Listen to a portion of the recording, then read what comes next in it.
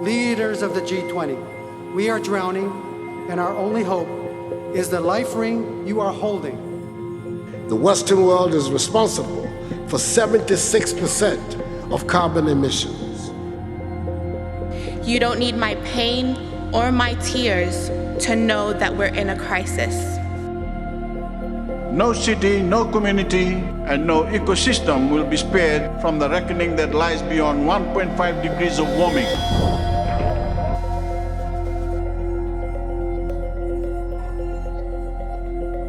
Not everyone gets to make choices about life and death. We here are privileged today to do exactly that.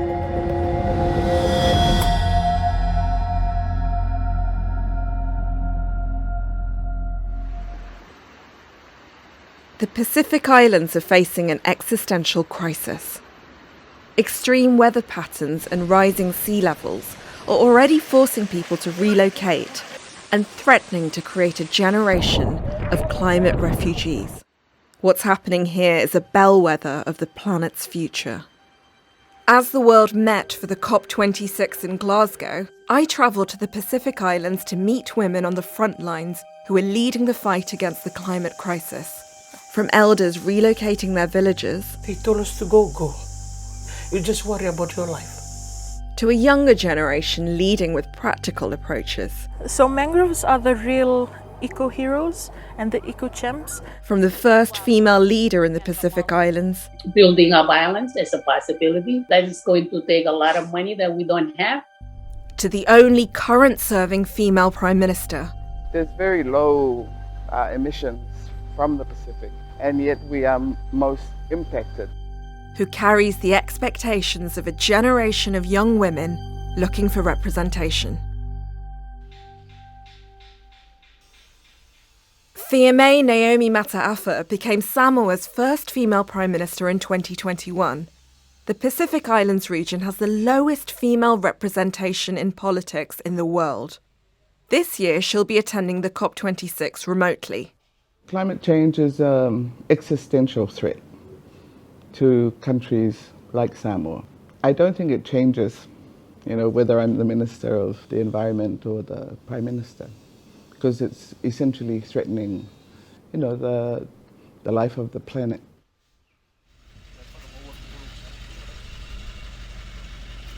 If we recall the COP in Paris, that's where there was a special call for leaders to come to the COP. It was quite an effort to make sure that the leadership was there. And that has also, been the continued call to all the following COPs up to the latest in Glasgow. Because we are on the front line, the Pacific region, it appears more distant perhaps in other places, but I think it's been said of the Pacific that this is really the measure of, where climate change is at. We have to adapt. We have to go down that path. Alternative is unthinkable. As one of the largest islands in the Pacific, Fiji has played a leading role for its smaller neighbours in many climate-related projects, including home relocation. Liti comes from the village of Tukaraki that was hit by back-to-back cyclones. It led to her entire village being relocated and rebuilt further up in the highlands. It's okay. Whilst the new village is finished, Liti told me that many of the villagers still return to the caves that offered them shelter from previous storms. Yeah, this is the cave. That's only the thing we worried about. The hurricane will be finished, we save our life here. So you feel safer in the cave? In the cave. Than you do in the village? Yeah.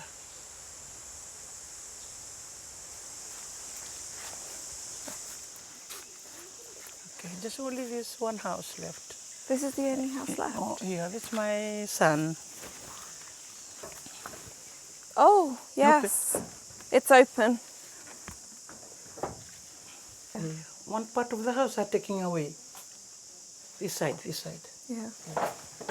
Stove, bed, all the clothes. lose it when the hurricane come, yeah? Everybody just got and left. Yeah, because the water come through the house. I can't do anything because we are afraid.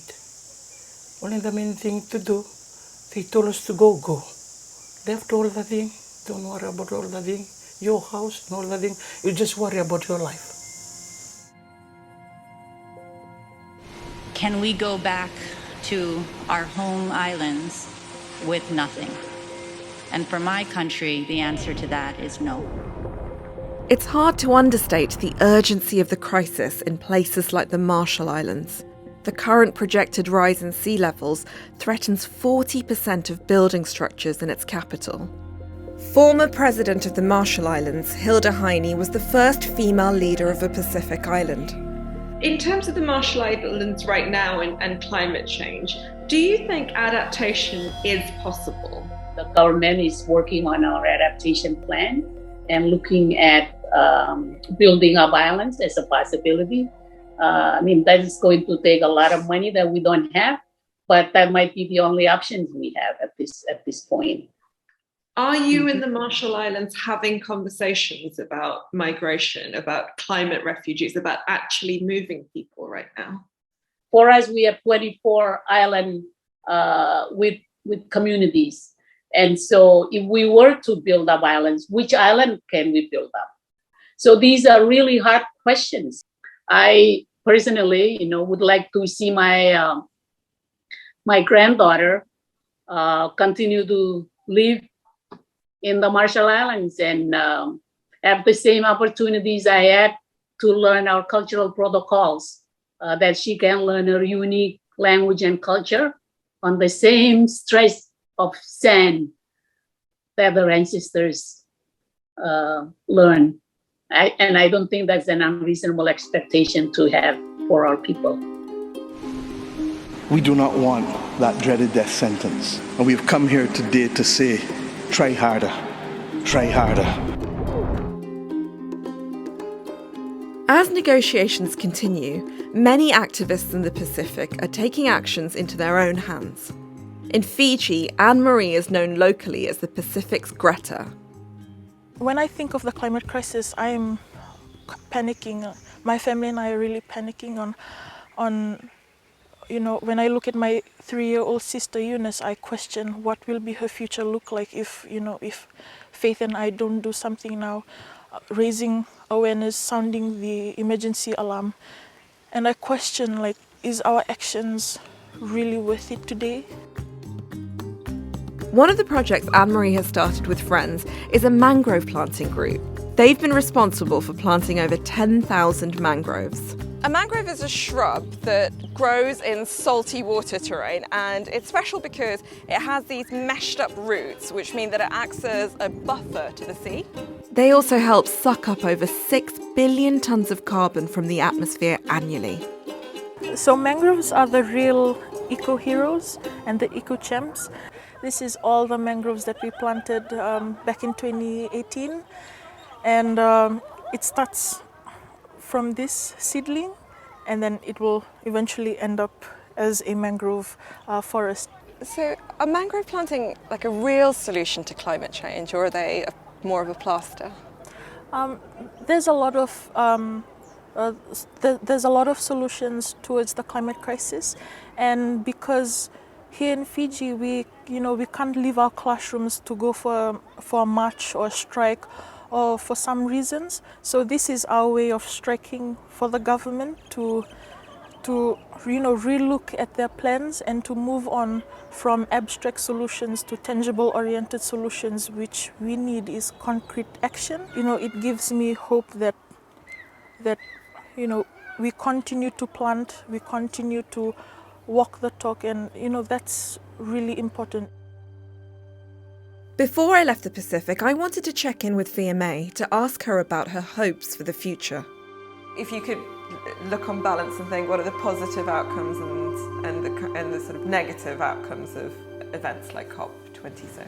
I don't know whether it's just the nature of how things are with human beings, that when you're pushed, you take your extreme position. Then how you navigate to, bring those extremes to come to a middle ground. With the COVID, we've seen such a strong collaboration.